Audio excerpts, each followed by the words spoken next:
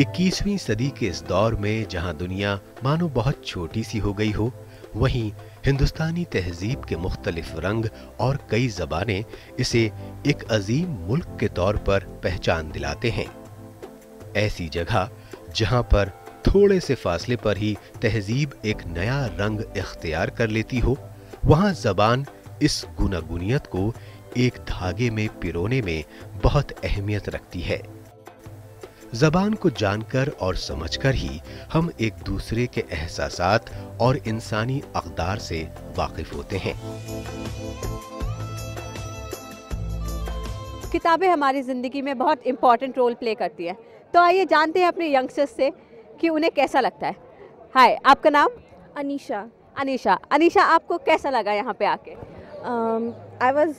मैं बहुत ही ज़्यादा एक्साइटेड थी बुक फेयर में आने के लिए, बिकॉज़ मुझे बुक्स पढ़ना बहुत ही ज़्यादा पसंद है। एज़ अ किड जब मैं छोटी थी, मुझे तब से ही मैं छुप छुप कर अपने कोर्स बुक में बुक्स छुपा कर पढ़ती थी। सो इट वाज मतलब काफ़ी नेचुरल था कि मैं यहाँ ज़रूर आऊँगी। मुझे टाइम नहीं मिल पाया, so it's the last day, और लास्ट डे पे मैं आई हूँ। काफ़ी सारे स्टॉल्स बंद हो गए थे, लाइक द इंटरनेशनल स्टॉल। मुझे चाइना का आई हैड हर्ड कि China guest of honour country है, सो मुझे थोड़ा वो स्टॉल विज़िट करना था।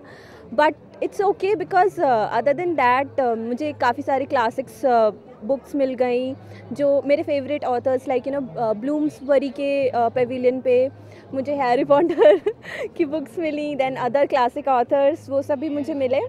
तो ऑल इन ऑल बहुत ही अच्छा एक्सपीरियंस था। बिसाइड्स मुझे अपनी फ्रेंड के साथ टाइम स्पेंड करने का मौका मिला। We got to discuss about books, हमारी फेवरेट बुक्स ली हमने उसके बारे में डिस्कशन किया। हमें काफ़ी सारी नई बुक्स के बारे में पता चला। I mean, आज की जो फास्ट पेस्ड लाइफ है उसमें कई बार हमें जो नई बुक्स और नए ऑथर्स आते हैं उनके बारे में नहीं पता लग पाता। तो जब भी बुक फेयर होता है हम यहाँ आते हैं और हमें काफ़ी सारी डिफरेंट ऑथर्स और डिफरेंट कंट्रीज़ में जो ऑथर्स होते हैं उनके बारे में पता चल पाता है। तो ये काफ़ी बड़ा एडवांटेज है। अच्छा, मैं आपसे जानना चाहूँगी, आप बुक फेयर को कैसे देखती हैं? कैसे हमारी अदर कंट्री से जो बॉन्डिंग है स्ट्रॉन्ग बनाते हैं? एक कॉमन लेवल पे हम जनरली जो पॉपुलर ऑथर्स है सिर्फ उनके बारे में जानते हैं। लाइक अगर आप किसी एक जनरल रीडर से पूछोगे तो जो इंडिया में बेस्ट सेलर्स है वो सिर्फ उनके बारे में जानते हैं। जब हम यहाँ चेतन भगत, तो जब हम बुक फेयर्स में आते हैं यहाँ पे डिफरेंट सिर्फ चाइना की बात नहीं, अदर कंट्रीज़ के भी स्टॉल्स होते हैं। वहाँ पे हमें उनके राइटर्स के बारे में पता चलता है, हमें उनके कल्चर का ग्लिम्स मिलता है। तो इस वे में मैं कहूँगी कि एक कॉमन पीपल के लेवल पे हमारी उनके बारे में नॉलेज बढ़ती है। अगर हम दूसरे कंट्रीज़ के बारे में जानते हैं तो हमारी उनको लेकर के अंडरस्टैंडिंग बेटर होती है। तो उस वे में अच्छा है। आपकी लाइफ में बुक्स की क्या रोल है? I need books for reference in order to teach my students, या फिर खुद पढ़ने के लिए। और यहाँ पे एक्चुअली इतना ज़्यादा वैरायटी है। फॉर एग्जांपल आपको डिफरेंट चीज़ें मिलेंगी। आजकल लर्निंग डिसेबिलिटी बहुत कॉमन है, सो लर्निंग डिसेबिलिटीज़ पे काफ़ी सारी बुक्स हैं यहाँ पे। इवन आपको वर्कशीट्स के लिए बुक्स मिलेंगी, आपको डिफरेंट क्लास डिफरेंट एज पर देयर एज करिकुलम के हिसाब से लेसन प्लानिंग, काफ़ी सारी बुक्स हैं। बच्चों के लिए काफ़ी सारी किताबें हैं, सो वैरायटी काफ़ी है।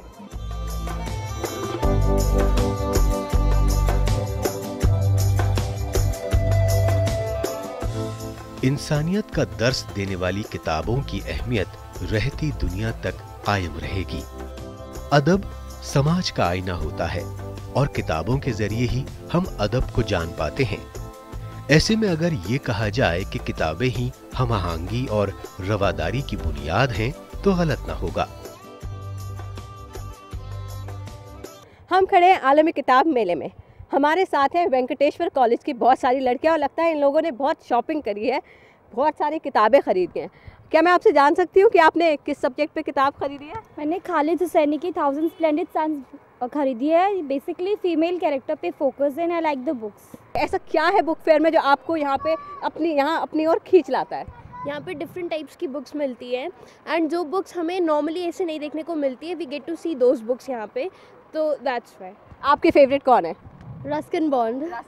मिली आपको रस्किन बॉन्ड की कोई बुक? या आई फाउंड वन। तो आपका सक्सेसफुल हो गया यहाँ पे आना।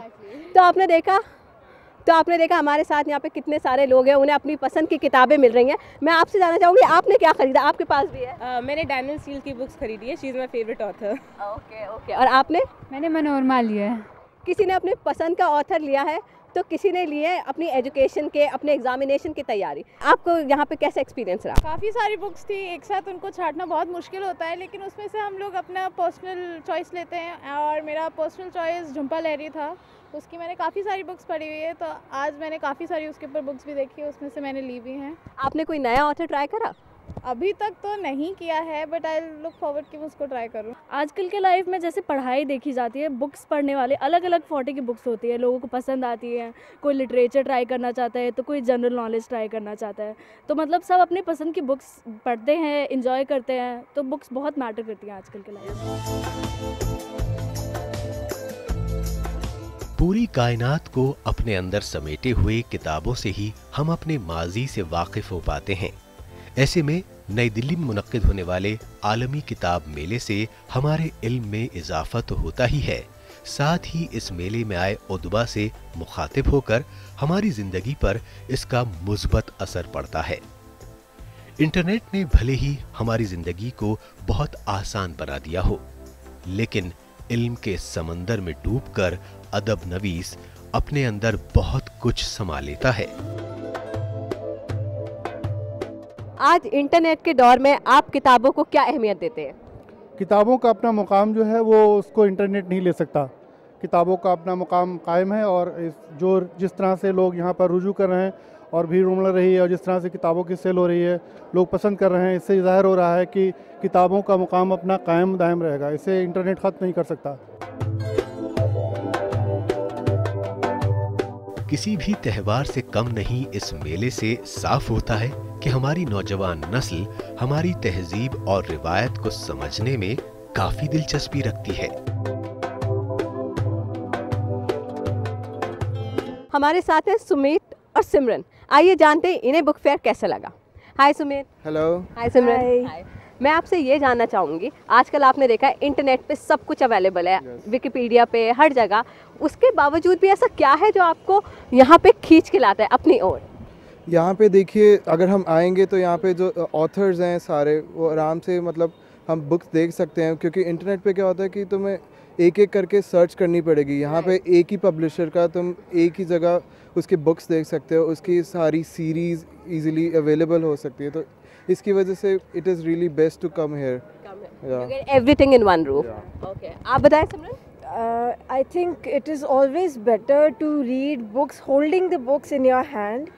That is always better than reading on the Kindle or on your laptops or whatever.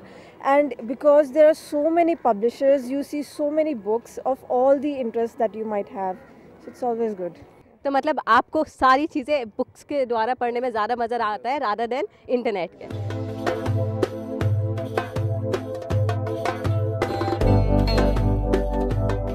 किताबों के साथ साथ इस बार मेले में नादिर मखतूतात भी लोगों की तवज्जो का मरकज बने। इन मखतूतात से हमें अपनी कदीम तारीख से वाकफियत हासिल होती है, साथ ही हमारी हिंदुस्तानी तहजीब व तमद्दुन के मुख्तलिफ रंग कैसे रहे होंगे, इसका अंदाजा इन मखतूतात पर नजर पड़ते ही हो जाता है। 18 ज़बानों की तहरीरें भी इस मर्तबा तवज्जो का मरकज रहीं। आलमी किताब मेले में किताबों के अलावा और भी बहुत चीज़ें हैं जिन्होंने लोगों को अपनी तरफ अट्रैक्ट करा है, जिसमें से है हमारा नेशनल मिशन फॉर मैन्यूस्क्रिप्ट। आइए जानते हैं इसके बारे में। Shangomitra Basu, I work in National Mission for Manuscripts as Coordinator Publication. Okay. So ma'am tell us something, हमें बताइए इसके बारे में। इस बार NBT ने विविधो भारत थीम रखा है।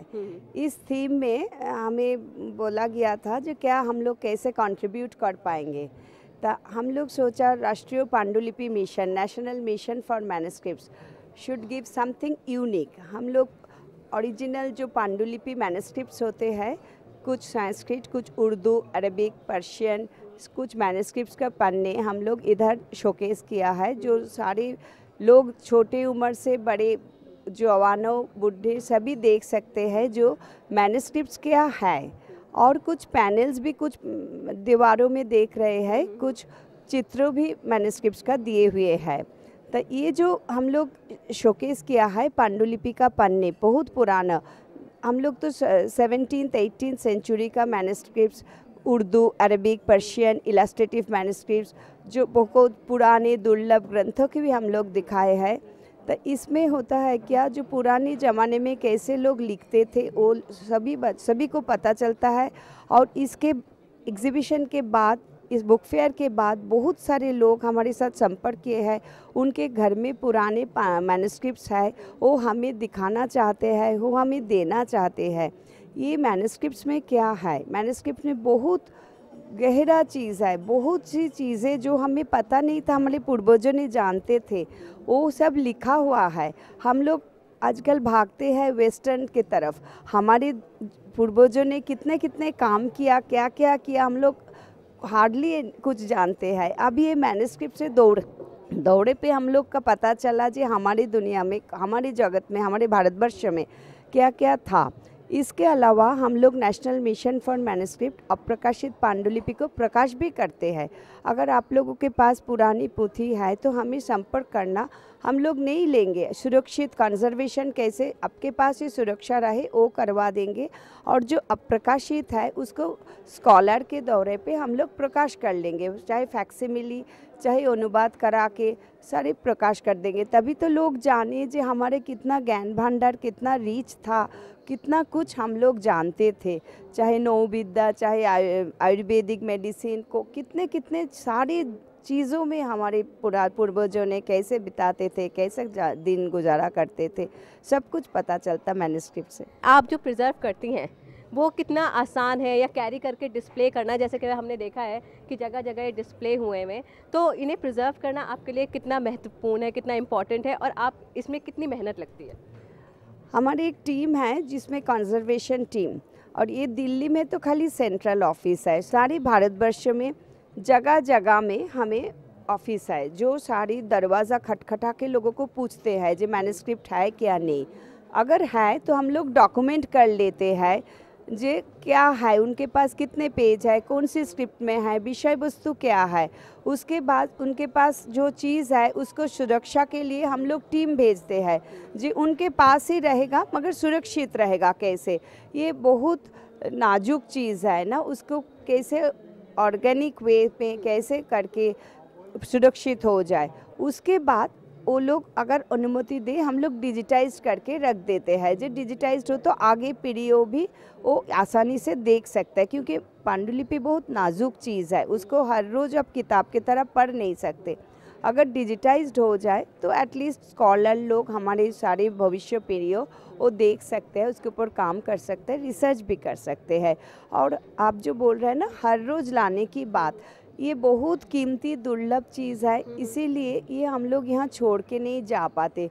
बहुत ही आसानी से हम लोग बक्सा बनाया हर मैन्युस्क्रिप्ट के लिए, वो बक्सा के अंदर करके हम लोग हर रोज़ शाम को ले जाते हैं, फिर सुबह आके 10 बजे ये सुंदर करके लगा देते हैं। क्योंकि मैं देखती हूँ ये इस बार इतनी भीड़ है, पांडुलिपि को लोग देख पाते, सुना है ताड़पत्र में लिखा था मगर भूर्ज पत्र में लिखा है, वो कैसे लिखते हैं, क्या चीज़ है, बच्चों से बूढ़े तक सभी लोग इंटरेस्टेड है ये देखने के लिए।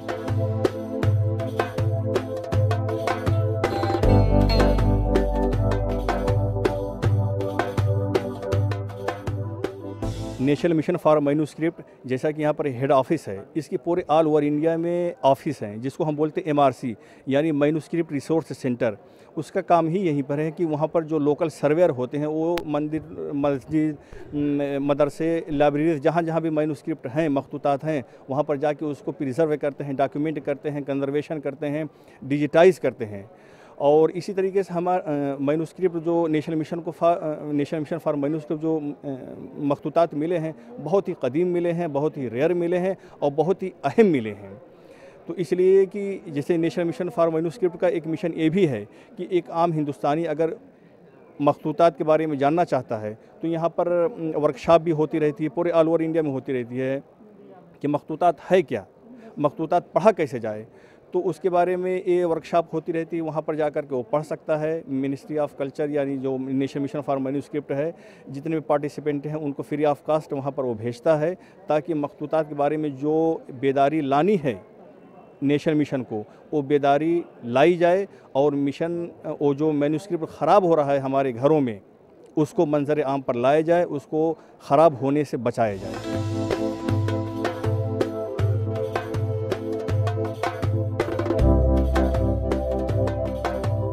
आलमी सतह पर तशद्दुद के माहौल में अमन कायम करने में एक अच्छी किताब भी बड़ा रोल अदा करती है। साथ ही कौमी यकजहती को मजबूती और फरोग देने में किताबें अहमियत की हामिल हैं। यही वजह है कि वक्त की कमी वाले इस दौर में किताबें बड़ी तादाद में लोगों को अपनी तरफ रागिब करती हैं और अपने सच्चे दोस्त को तलाश करने के लिए दूर दूर से लोग इस किताब मेले में खिंचे चले आते हैं।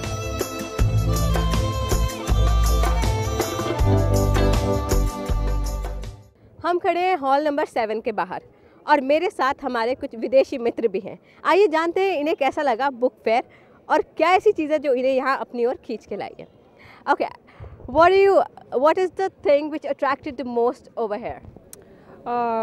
This book fair very special because so many intelligent people come here and we can share our experience, share our knowledge that we have, and we can distribute books. Just so many nice conversation we had there, and so many people interest now in these things. Okay, what is the importance of books in your life, although you have everything available on the internet? There's a personal connection that you can have with books and the author of the book. Okay, I'm going to ask both of you, what is the thing about India, right, which attracts you the most, about the Indian culture, and for which you have come from? You're from? I'm from America, United States. I am from Russia. Okay, from 2 other countries, what is the thing which has brought you to India? What is the thing you like the most about the culture of the India? In this culture, there is like basically this huge, very culture in India, and you know I can see that now it's some kind of diet, you know, in India because so much Western culture here, but there is peril here. This Vedic culture, this is the most things that attract to me here. This like deep, very deep things about consciousness, about the soul, about the heart. This is the main things that attract to me. Okay, I can see so many books in your hand. Is there any particular writer you like? Bhaktivedanta Madhusudan Goswami Maharaj. Okay, and yours? Which book I like? No, which author? Which author or which books? I like Prema Vivart actually. It's an amazing book. Okay. Did you get any discount on it? We're just selling for the cost price. Okay. आप कहाँ के रहने वाले हैं? मैं यही दिल्ली नंद नगरी में रहता हूँ। अच्छा, दिल्ली में तो जामा मस्जिद पे जैसे हम देखते हैं बहुत सारी किताबें मिलती हैं, बहुत सारी रिसोर्सेज अवेलेबल हैं। ऐसी क्या ख़ास बात है कि आप यहाँ पे बुक फेयर में आए हैं? जी, दिल्ली जामा मस्जिद पुरानी दिल्ली में काफ़ी किताबें दस्तयाब हैं, बट यहाँ पर किस्म किस्म की किताबें मिल जाती हैं और यहाँ पर कई स्टॉल लगे हुए हैं, बाहर के भी लगे हुए हैं, तो वहाँ पर भी अच्छी किताबें, नई किताबें मिल जाती हैं। आपके हाथ में मैं देख रही हूँ बहुत सारी किताबें हैं। ख़ास तौर पे आपने किसी एक टॉपिक के ऊपर ली है या ऐसी बस ख़रीद ली हैं कुछ भी? जी नहीं, टॉपिक के ऊपर भी लिए, ख़ास तौर से इस्लामी स्टडीज़ के ऊपर ये किताबें हैं और ये भी किताबें हैं, ये बाहर की किताबें अरबी ज़बान में हैं, कुछ उर्दू ज़बान में हैं, तो यहाँ पर हर किस्म की किताब मिल जाती हैं। दरअसल ये जो मेला है ये हमारे लिए बड़ी अहमियत का हामिल है। यहाँ पर मुख्तलिफ़ लिटरेचर यहाँ पर मिलता है और ख़ास तौर से अभी हम यहाँ पर इस वक्त जहाँ पर हैं हम यहाँ पर देख रहे हैं कि यहाँ पर मुख्तलिफ़ अंदाज से पांडुलिपि और ये सब चीज़ें हमें नज़र आती हैं। अगर ये कहा जाए कि इस मेले की बड़ी अहमियत है हमारी ज़िंदगी में, क्योंकि क्या होता है कि कई बार बहुत सी बुक्स हमें इधर उधर नहीं मिल पाती, लेकिन ये हमारे लिए काबिल सताइश है और ये हमें बड़े फ़ख्र की बात है कि हिंदुस्तान में इस टाइप के मेले का आयोजन किया जाता है। और अभी हमने IIC से, मधुर संदेश संगम से, मरकज़ी मकतबा इस्लामी से काफ़ी लिटरेचर हमने ख़रीदा है और मुख्तलिफ़ पब्लिकेशन से हमने ख़रीदा है। और मैं तो ये कहूँगा कि ये बहुत अच्छी एक कोशिश है कि इस टाइप का ये मेला ऑर्गेनाइज़ किया जाता है और मैं बस यहाँ के लोगों को बड़ी मुबारकबाद देता हूँ जो ये लोग ऑर्गेनाइज़ कर रहे हैं।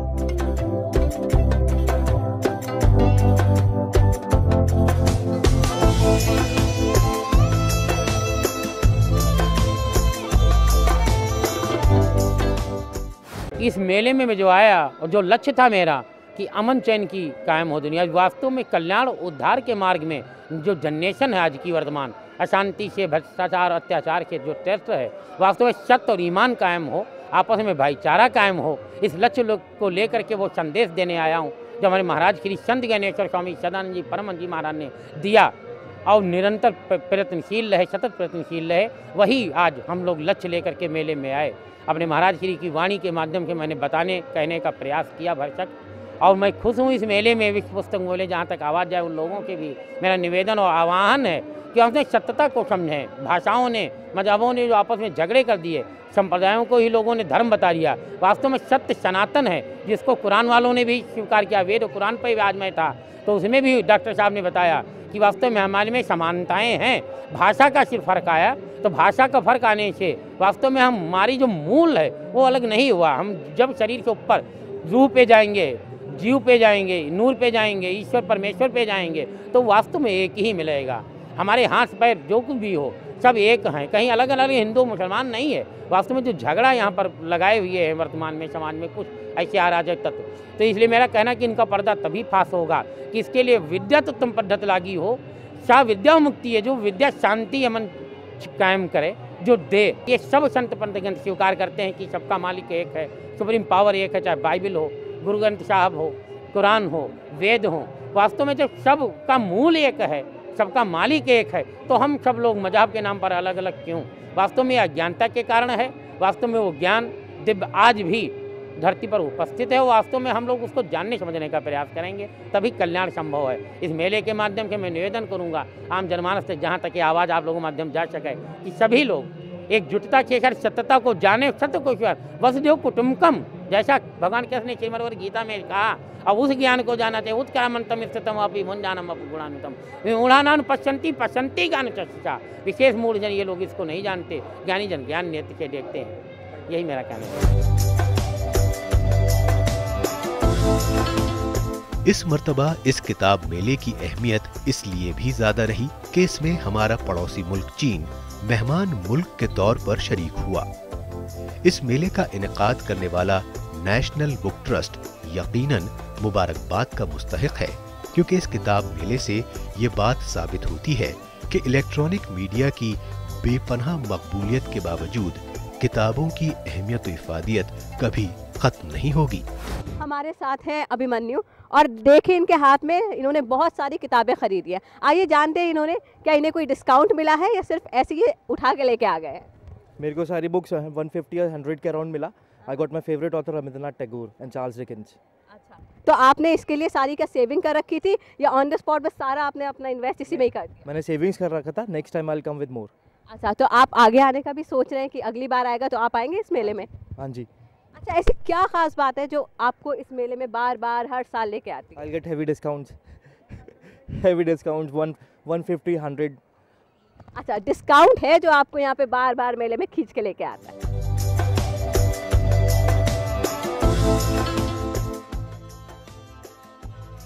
ये किताब मेला हिंदुस्तानी इलाकाई ज़बानों को फ़रोग़ देने के साथ साथ उर्दू की खिदमत में भी एक अहम रोल अदा कर रहा है। मेरा नाम मोहम्मद अलीम है। ये बड़ी खुशी की बात है कि 24वां किताब मेला जो नेशनल बुक ट्रस्ट ने ऑर्गेनाइज़ किया है, बड़ी कामयाबी के साथ आज आखिरी मरहले में दाखिल हो गया है। और उर्दू किताबों का क्या, हर ज़बान की किताबों के लिए मेले की एक बड़ी अहमियत। और उर्दू की किताबों की हालांकि स्टॉल्स की कमी है, लेकिन जहाँ जहाँ भी स्टॉल लगे हैं और जहाँ जहाँ भी किताबें रखी गई हैं, वहाँ लोग काफ़ी दिलचस्पी से किताबें ख़रीद रहे हैं। ख़ासतौर पे पाकिस्तान की किताबें यहाँ बहुत अच्छी बिक रही हैं और ये एक अच्छी बात है। इंडियन पब्लिशर्स भी अपनी किताब पाकिस्तानी डिस्ट्रीब्यूटर्स के थ्रू बेच रहे हैं, तो ये एक बहुत खुशाइंद बात है। और अगर इस तरह की मेलों में और नाशरीन अगर आते जिनको आना चाहिए था वो नहीं आए, तो और बेहतर होता कि वो आते, ताकि किताबें और पॉपुलर होती और रीडर्स को ज़्यादा से ज़्यादा चॉइस मिल पाती कि वो किताबें ज़्यादा से ज़्यादा किताबों में चूज़ कर पाते। वर्ल्ड बुक फेयर जब शुरू हुआ दिल्ली में, तब से लेकर हर मेला में आता रहा हूँ और हम देख रहे हैं कि यहाँ पर लोगों की संख्या बढ़ रही है, जो बहुत बड़ी अच्छी बात है। नए नए पब्लिशरों के बारे में जानकारी मिल रही है, वो भी बड़ी अच्छी बात है।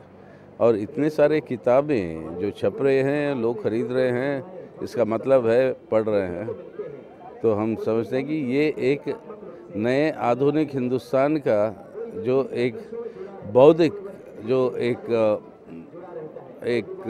तरह से हमारी बुनियाद है, हाँ, वो आपको यहाँ पे नज़र आती है।